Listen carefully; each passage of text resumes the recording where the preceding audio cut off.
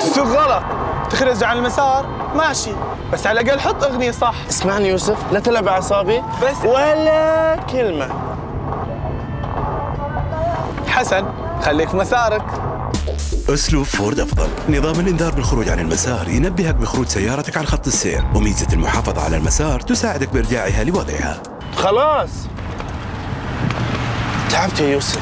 إلى أي مدى ستصل بك إبداعات فورد؟